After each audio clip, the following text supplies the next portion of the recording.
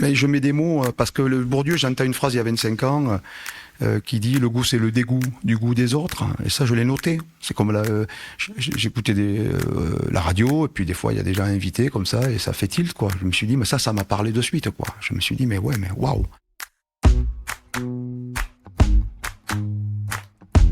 Hey, finta. Explorer les basculements d'une époque, sentir frémir des énergies, voir les ruralités se transformer avec celles et ceux qui les provoquent, les repensent, les bousculent. Finta, c'est le podcast qui nourrit des esprits, des envies d'agir et des espoirs très concrets à l'échelle locale. Finta donne à entendre l'Aveyron à travers celles et ceux qui ont choisi d'habiter ici et maintenant, de s'engager aujourd'hui pour demain. Je suis Lola Cross et j'arpente ce bout de campagne depuis 10 ans comme journaliste. Avec Finta, je vous invite à croiser des regards, à finter de plus près. Et ça commence tout de suite. Sur les planches, on s'affaire autour de l'échelle et du tourne-disque qui résume la scénographie de son dernier spectacle, Ma Distinction. Dans quelques heures, il le donnera sur la scène de la MJC de Rodez, le théâtre des 2 points, qu'il connaît bien. Cela fait plus de 40 ans que Lilian Desriaux, sous son masque de Wally, traîne ses guêtres sur les scènes de France. Chanteur, humoriste, chansonnier, il assume aujourd'hui de se définir comme un artiste, tout simplement. Dans son dernier spectacle, un récit écrit comme une trace pour ses petits-enfants, Lilian Desriaux convoque la sociologie de Bourdieu pour apaiser ce sentiment de ne plus être à la place qui lui était destinée. Il assume de s'être décalé, non pas pour s'élever, mais horizontalement, comme s'il voulait mieux regarder ce milieu dans lequel il a baigné, qu'il a façonné et dont il a fait un pas de côté. De son enfance dans les lotissements ouvriers de Firmi, de l'usine qui régissait toute sa vie, du mépris qu'il a parfois ressenti par l'institution culturelle, et de l'Aveyron qu'il n'a jamais pu quitter, regrettant de ne pas avoir eu ce choix, c'est dans les loges de la MJC, entourées de miroirs entêtants et de néons criants, que nous nous sommes retrouvés, Lilian Desriaux, Wally, Finta et moi. Si vous êtes curieux, je vous invite à faire un saut sur le site fintapodcast.fr où je vous partage les incroyables photos de Mathieu Lacoute qui a assisté à notre enregistrement. Bonne écoute. Donc Lilian, est-ce que tu peux commencer par nous dire où est-ce qu'on se trouve aujourd'hui ? On se trouve dans une des loges de la MJC de Rodez, rebaptisée Théâtre des 2 points. Mais pour moi, c'est toujours la MJC, quoi. Et j'y joue ce soir mon dernier spectacle qui s'appelle Ma Distinction, un récit. Mais c'est un lieu que je connais puisque j'y ai fait mes armes un petit peu, quoi. Comme il y a des lieux comme ça qui m'ont suivi dans ce parcours que j'ai eu de mec qui fait du spectacle vivant, quoi. Le Bijou à Toulouse, par exemple, voilà. En 93, j'ai joué mon premier solo ici.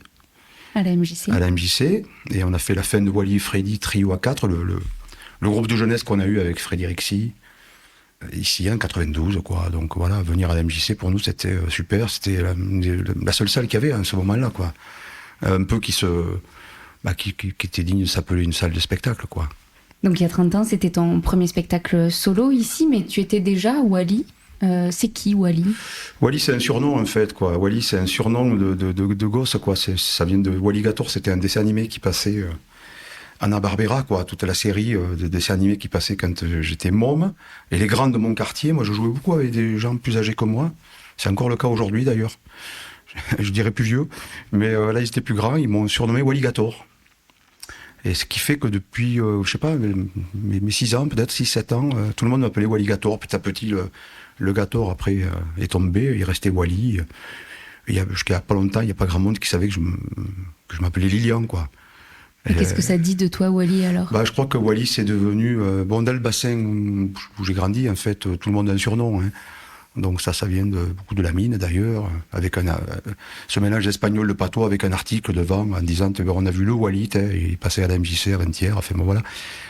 Mais Wally, ça a été mon nom d'artiste, en fait. Et ça l'est toujours. C'est-à-dire qu'aujourd'hui, ce spectacle, ma distinction, c'est sur le fait... Je reprends mon nom, quoi, que je me réapproprie un peu mon nom. Il y a du Wally dans ce récit, mais c'est Lilian Desriaux qui a écrit ça. Wally, quand il écrivait, alors je parle pas de moi à la 3e personne, mais c'est qu'il y avait vraiment quelque chose de, bon voilà, on était à l'humour, faire rire avec cet impératif, cette injonction au rire, drôle, ah oui, c'est le mec un peu gros, des fois beaucoup, plus ou moins, qui raconte des bêtises, quoi, voilà, des conneries. Musique, donc Wally, ça rime avec ça. Donc c'était un personnage complètement ? Bah, c'est pas un personnage, parce que moi j'ai du mal à jouer, je suis pas un comédien, je suis pas... C'est moi aussi, quoi. C'est-à-dire que le moi, nos moi à nous, ils ont plusieurs facettes, quoi.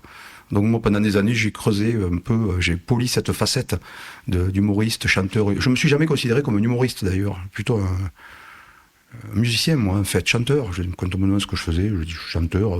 C'est un peu des bêtises, ce que je raconte, mais effectivement, moi, je me suis jamais considéré comme quelqu'un qui fait rire, quoi. J'ai un peu d'humour, quoi, je crois. Mais bon, voilà, c'est pas mon obsession, quoi. Alors que dans l'humour, dans les circuits d'humour, c'est assez insupportable pour ça, quoi. C'est-à-dire que même la journée, je crois que les humoristes, les vrais, veulent faire rire, quoi, tout le temps, quoi. Il y a quand même quelque chose de l'ordre du rendement de la blague, quoi. Et toi, c'est quoi ton obsession alors ? Mon obsession dans le spectacle, mon obsession, moi, elle est similaire à celle que j'avais quand j'ai commencé à écrire mes premières chansons vers 12-13 ans. C'est m'exprimer. C'est dire quelque chose, c'est se faire du bien par la musique, par le fait de chanter, le fait d'écrire, même pas bien. C'est tout ça, quoi. C'est vraiment quelque chose qu'on a en nous, qu'on ne sait pas trop d'où ça vient. Il n'y a pas de réflexion sur le fait de dire attends, on va faire ça parce que on peut faire ça nous amènera quelque part. Moi, il n'y a jamais eu ça. Je crois que je dis souvent en déconnant que la filière au foot était bouchée pour moi quand j'avais 12 ans, ce qui est vrai. Mais effectivement, j'ai écrit, je ne sais pas pourquoi, je ne sais encore pas pourquoi. Comment c'est arrivé en tout cas. Maintenant, je sais pourquoi j'écris, quoi. Ça fait quand même du bien, quoi. Ça fait du bien, ça permet de relier des gens, parfois aussi, sur une histoire, sur de l'intime ou pas, sur des rires, des pleurs. C'est ça, en fait. Donc là, tu as 43 ans de carrière, si on remonte donc au premier groupe que tu as formé en 81. Quel regard est-ce que tu portes là sur ces 43 années passées ? Est-ce que tu as tout dit ? Dans la chanson, je pense un truc, c'est qu'on dit souvent tout dès les premières années, quoi. Se renouveler, c'est dire à peu près la même chose, mais en trouvant d'autres angles, quoi. En fait, je trouve qu'on dit souvent tout dans les premiers albums. Si on prend Nougaro, si on prend tous les grands, quoi. En fait, après, les thèmes sont souvent les mêmes, quoi. Moi, je continue, je me découvre depuis quelques années d'autres. Je suis moins dans mon confort. Je suis moins dans mon sillon, quoi. Je suis moins dans mon canal du Midi, quoi. J'ai pris le petit chemin de halage à côté, quoi.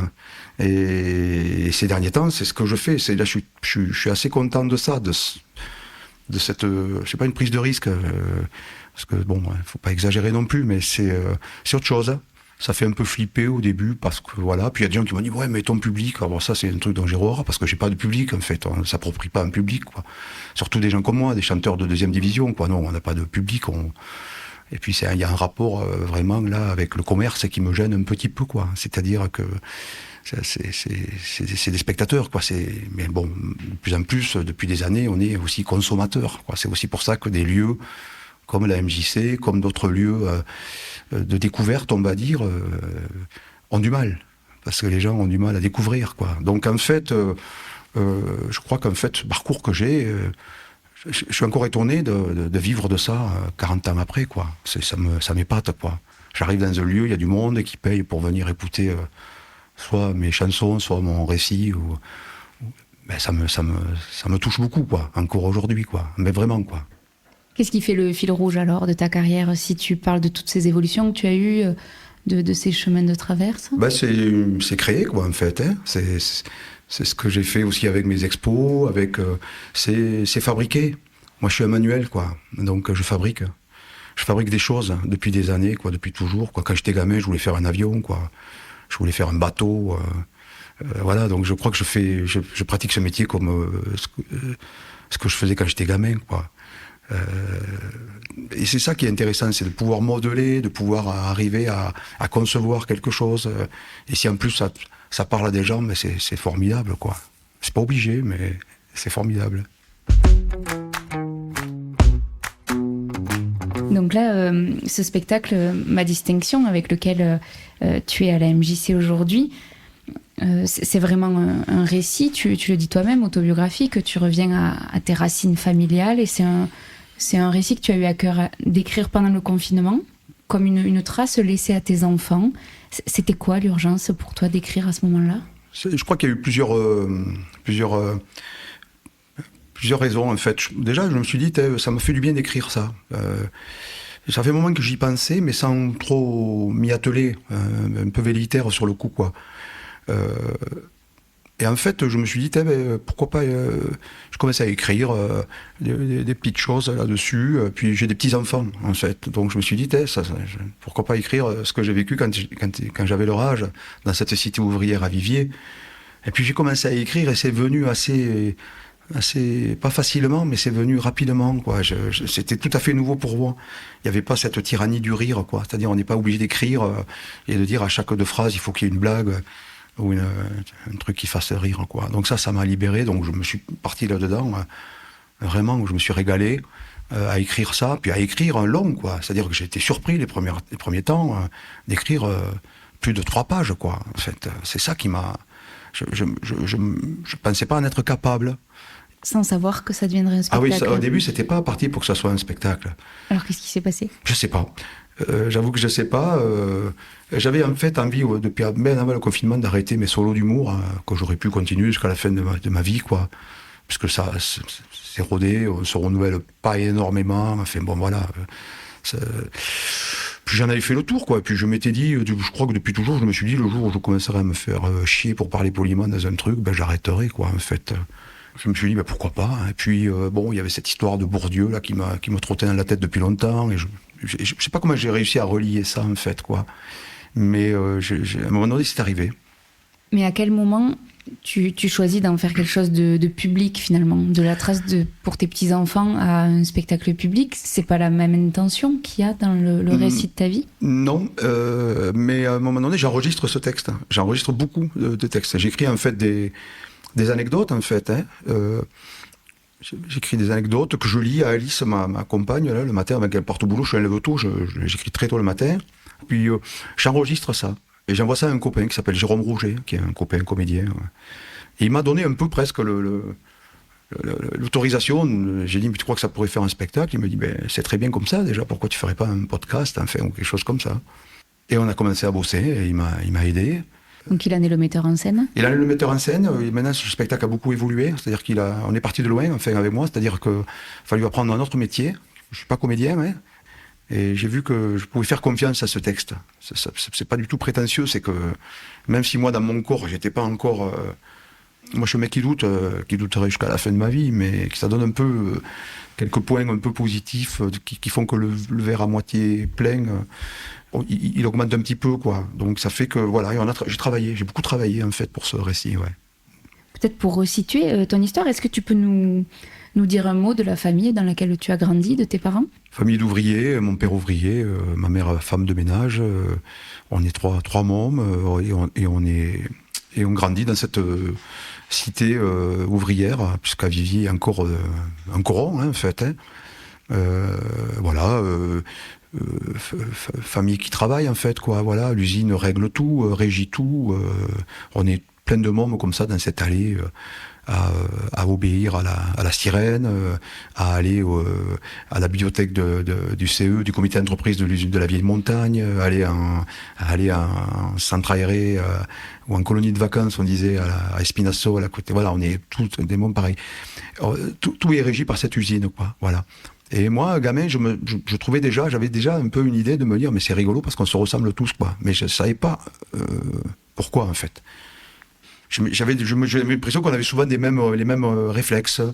Donc ce récit, il parle de cette prime enfance, en fait, de 5 ans, on va dire, à mes 12 ans, avec à un moment donné un éclairage de temps en temps de Pierre Bourdieu, qui a beaucoup travaillé sur ce déterminisme social, en fait, parce que c'est de ça qu'on parle, et qui vient un peu éclairer. Alors c'est pas du tout un spectacle sur Bourdieu, c'est une double histoire, à savoir est-ce que j'ai lu La Distinction, qui est un des ouvrages de Bourdieu. Voilà, il y a cette double histoire. Si ça avait été que des anecdotes, voilà, ça aurait été pas mal, mais il n'y a pas d'intérêt plus que ça, en fait. Quoique. Donc en fait, ce que tu dis, c'est que ce qu'a théorisé Bourdieu avant toi, tu l'as senti dans ta chair. Mais je n'avais pas les mots. Et à quel moment est-ce que tu rencontres Bourdieu alors, et à quel moment est-ce que tu mets des mots sur tes perceptions? Alors, c'est assez tardif de mettre des mots. C'est ce spectacle-là qui fait que je mets des mots sur tout ça. Je sais un peu avant quand même, parce que je m'intéresse à la culture, enfin je m'intéresse aux cultures, ce qu'on dit à la culture, on oublie que il y a pas qu'une culture, c'est contre ça aussi que des fois je peste un peu, quoi. Mais je mets des mots, parce que le Bourdieu, j'entends une phrase il y a 25 ans, qui dit « le goût c'est le dégoût du goût des autres », et ça je l'ai noté. C'est comme j'écoutais la radio, et puis des fois il y a des gens invités comme ça, et ça fait tilt, quoi. Je me suis dit, mais ça m'a parlé de suite, quoi. Je me suis dit, mais ouais, mais waouh. Mais pendant des années, j'ai pas pu mettre de mots sur ça. Et Alice, qui est plutôt, m'a offert un jour la distinction. Voilà. Et j'ai commencé à potasser la distinction, quoi. Et en fait, j'ai rien compris. Ou très peu de choses, en tout cas. Voilà. Mais ça m'a intrigué, donc je commençais vraiment à m'intéresser à Bourdieu, et notamment via des émissions, via des lectures aussi. Après, il y a des bouquins qui sont plus abordables, quoi. Si on n'est pas un universitaire, voilà, même les universitaires, des fois, il y a des gens qui viennent me voir à la fin qui me disent c'est super, vous nous avez rendu Bourdieu sympathique, quoi. Puis après, c'est des lectures, c'est Didier Ribon, c'est Annie Ernaux, et Ribon surtout, Retour à Reims. D'un coup, c'est presque le début de ma distinction. Je l'ai lu après avoir écrit, heureusement.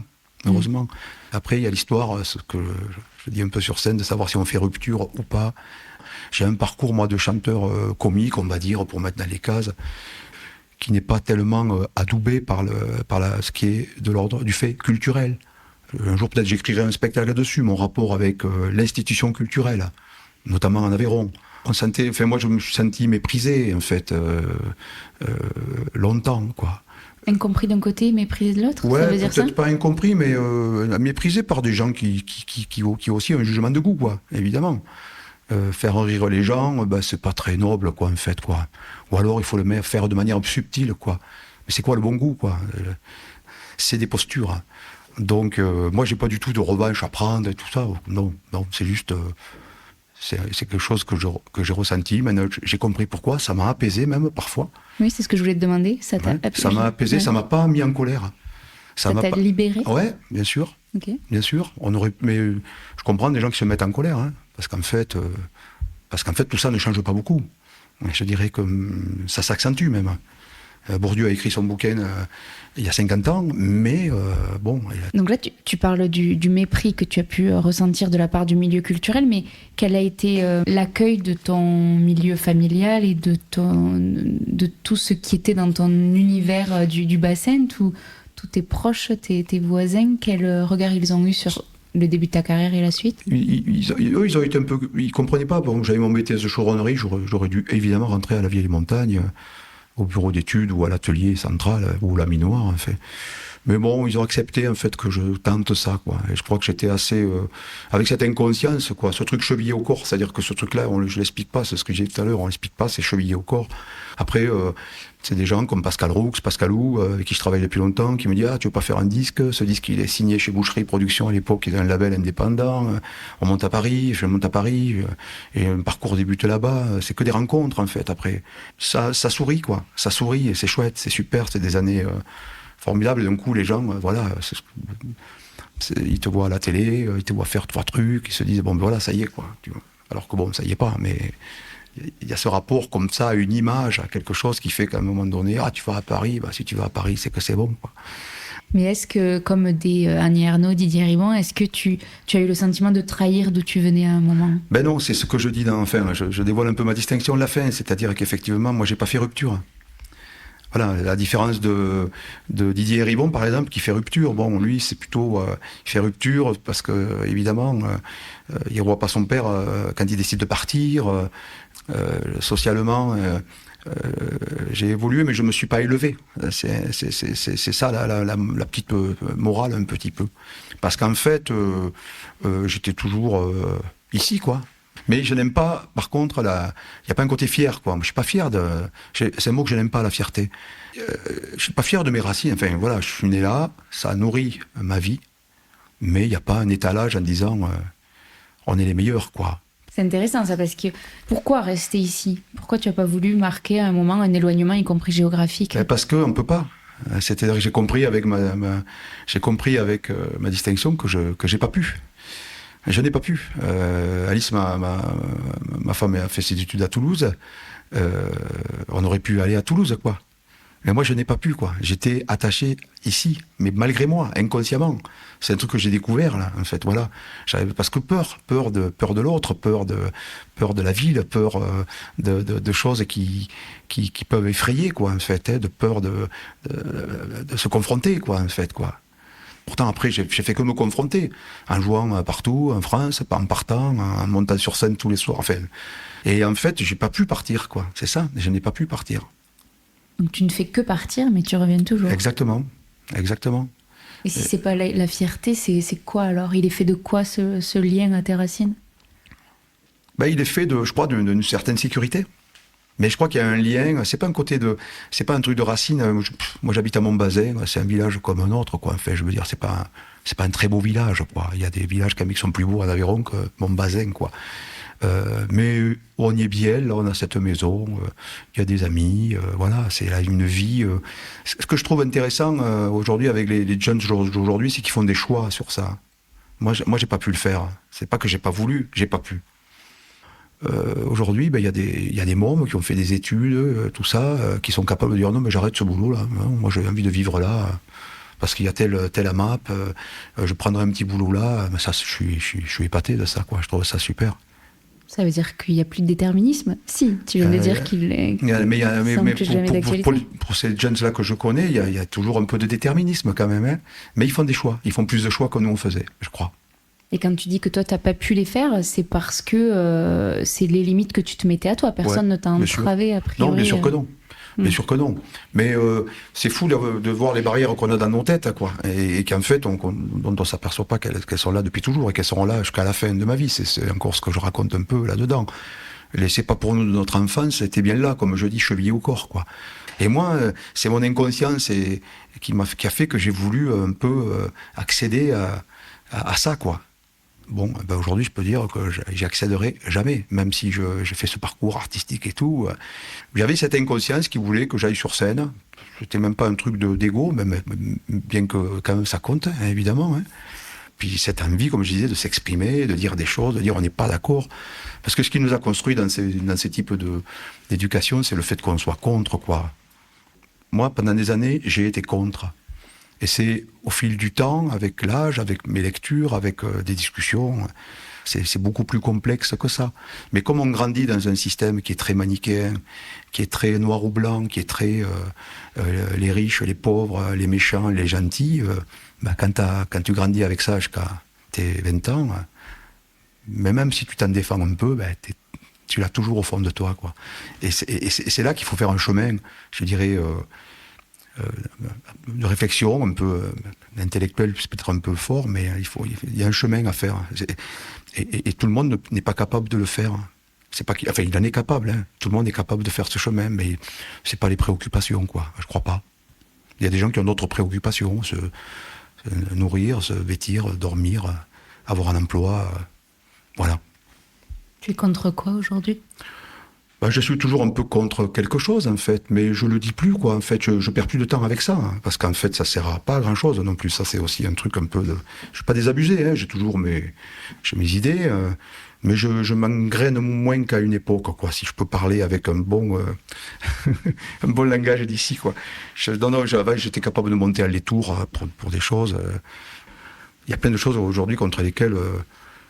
c'est pas que je suis contre, c'est que je m'en fous un peu aujourd'hui, quoi. Enfin, je crois qu'il y a un côté un peu égoïste, quoi. C'est-à-dire, moi, les charges mentales, personnellement, ça aussi, j'ai compris, je veux plus en prendre comme j'ai pu en prendre, quoi. Voilà.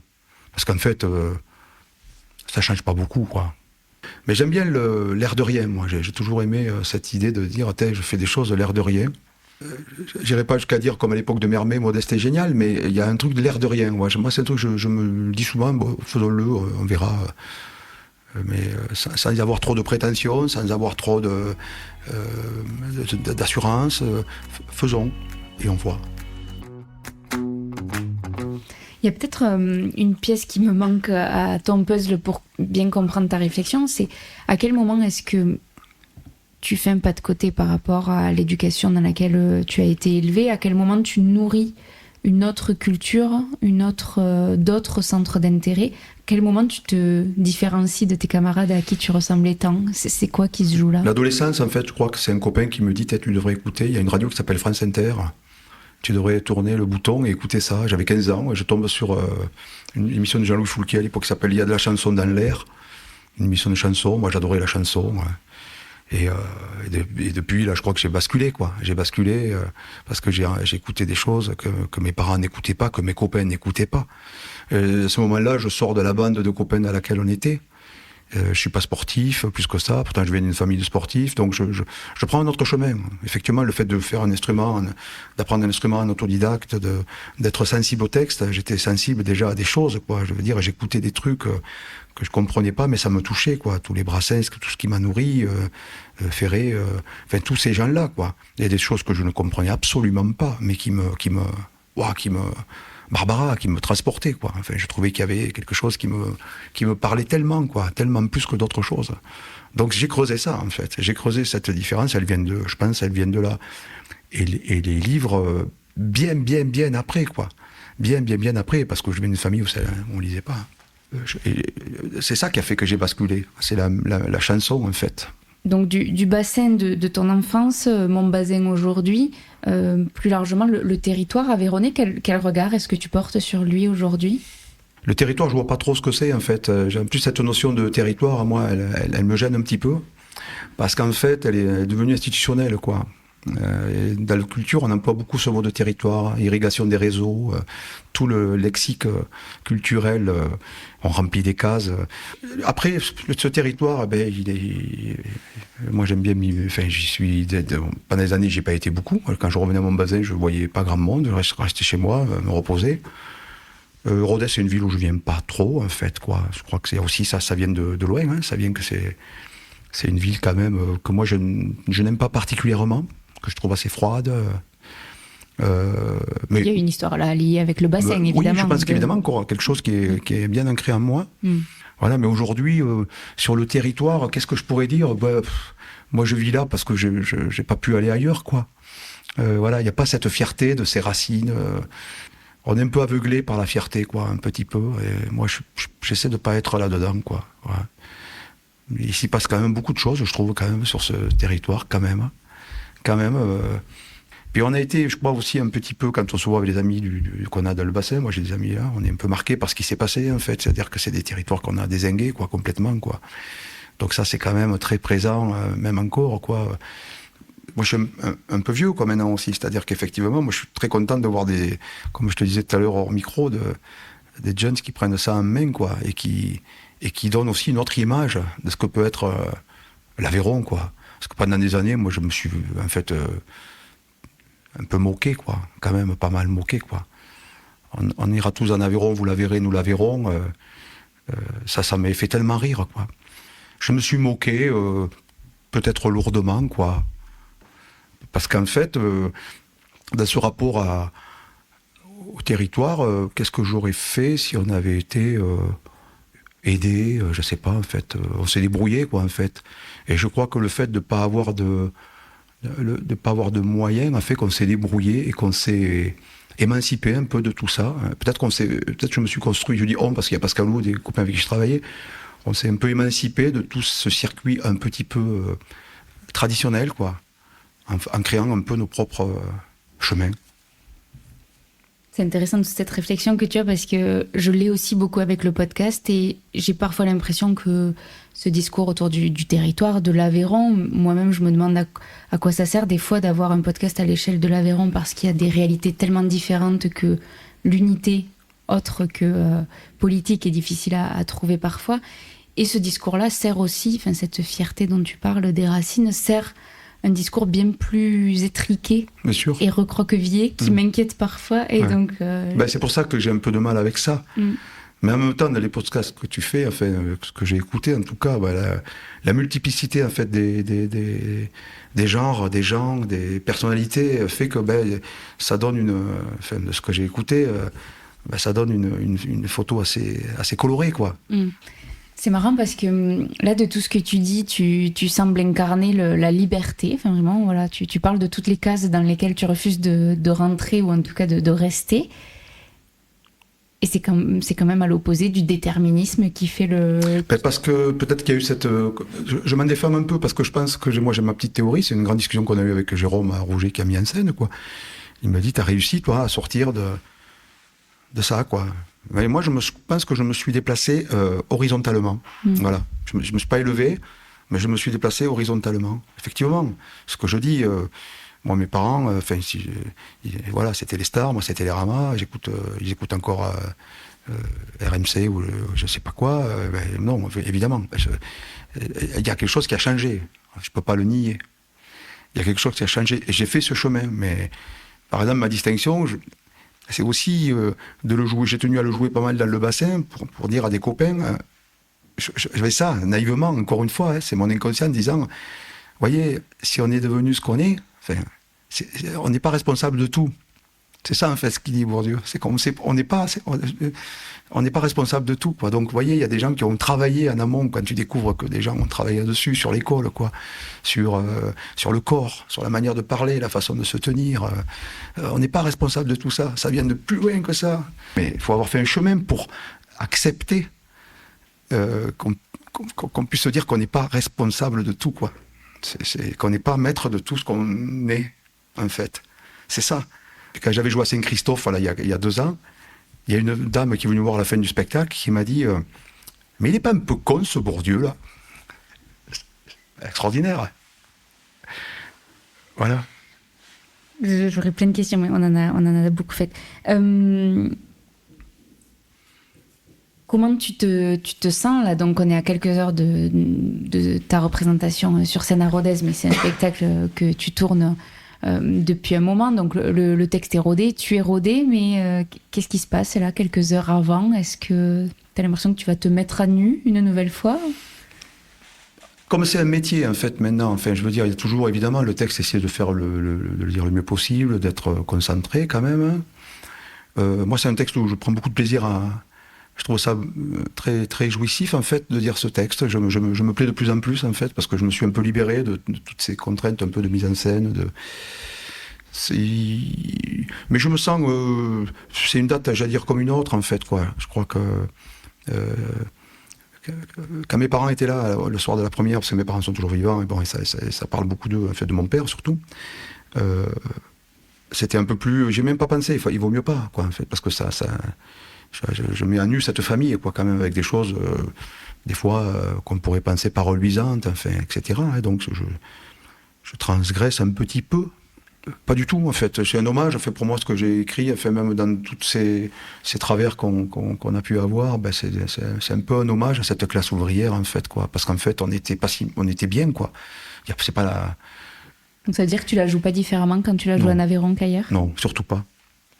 Surtout pas. Hein. Non, parce qu'en fait, et c'est rigolo de voir aussi qu'avec ce spectacle, quand je le joue dans le coin, ça va les langues se délient, quoi, en fait, en disant ah oui, mon père a travaillé là, ouais, j'ai connu, ah mais moi j'étais le cousin de ci, les gens sont aussi beaucoup là-dessus, quoi. Donc le côté anecdotique là, pour le coup, il est un peu plus présent, quoi. Mais moi j'aime bien qu'il y ait des lectures différentes. Je trouve ça, j'allais dire, quelque part, quand on va sur scène. Je trouve que faut toujours relativiser, quoi. Il y a des gens qui meurent, hein, quand même. Hein. Donc nous, on va juste sur scène, on peut se planter. Je peux même pas me planter, en fait, avec ça, dans le sens où c'est moi. Donc bon, ben voilà, je peux pas faire. C'est ce que je me suis dit les premières que je faisais, en me disant. Et donc tu vérifies, avec ce spectacle-là particulièrement, que les histoires les plus intimes sont aussi les plus universelles. Ah ouais, ça je crois, ouais. Ouais, vraiment, ça c'est pas moi qui l'ai dit, mais il y a plein de monde qui l'a dit. Mais Pagnol, pour commencer, ne serait-ce que plein de gens. C'est dingue d'ailleurs, hein, de voir ça, hein, parce que je pensais pas que cette histoire-là pouvait résonner autant, quoi. Parce que jusqu'alors, les gens disaient, oh, on s'est bien marré, oh putain, mais qu'est-ce qu'il est con, le Wally, alors, mais vraiment. Puis là, ça changeait il y avait quelque chose qui était beaucoup plus... dans l'humour, il y a des trucs profonds aussi, hein. Moi, je suis pas en train de dire que ce que je faisais avant, c'était... Non, mais la teneur des propos, en fait, c'était touchant, quoi.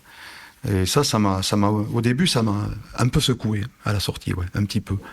ça permet de relier un peu, de relier des gens, quoi. Et c'est pas un texte nostalgique, en fait. Parce que moi, en plus, j'ai rien contre la nostalgie. Parce que la nostalgie, il y a un côté suspect quand on est nostalgique. Moi, j'ai rien contre la nostalgie. Je crois que c'est Camus qui disait que la nostalgie construit un homme, en fait, quoi. Mais ça fait partie des phrases que je note quand je lis des trucs. Parce qu'au moins, tu as une réponse quand on te dit « Oui, mais nostalgie. » Mais Camus a dit. Et même si c'est pas vrai, personne ne vérifie. Je déconne, mais c'est vrai en plus. Mais, non, mais c'est vrai qu'il y a une nostalgie un peu heureuse dans tout ça. Voilà, on va dire ça. Parce que c'est ce que disait Alice, ma compagne, en fait, qui m'a dit, mais en fait, elle vient, c'est aussi un des propos de la pièce, parce qu'elle vient d'une classe différente de la mienne. Elle m'a dit, mais en fait, vous étiez heureux dans cette cité. Ben oui, on était heureux, parce qu'on était bien encadrés, quoi. Entre les murs du bassin, l'usine, la bibliothèque, l'école, on était sur des rails, quoi. Wally, Lilian, je ne sais plus à qui je parle. Ouais. L'un de vous deux peut me répondre à cette question que je pose à tous les invités de Finta. En quoi est-ce que tu crois ? C'est fou parce que j'ai écouté avant, je m'étais dit je vais essayer de dire un truc un peu. Non, mais je crois à la vie, quoi, en fait, quoi. Je crois vraiment à ce qui fait qu'on est vivant. Voilà, je crois que c'est ça. Il faut arriver, je crois, à trouver quelque chose dans lequel on se retrouve et dans lequel on se sent vivant, quoi. Je crois que être vivant, c'est quand même un truc, c'est pas rien, quoi. C'est pas que des, pour moi en tout cas, c'est pas que des phrases, quoi. Être vivant, et si possible, un peu debout, quoi. Debout ou de goût ? Debout. Merci beaucoup. Merci à toi. Merci d'avoir écouté ce nouvel épisode de Finta jusqu'au bout. J'espère qu'il vous a plu, inspiré, questionné et fait voyager peut-être. Si vous souhaitez continuer la discussion, je suis toujours curieuse de vous lire et d'échanger.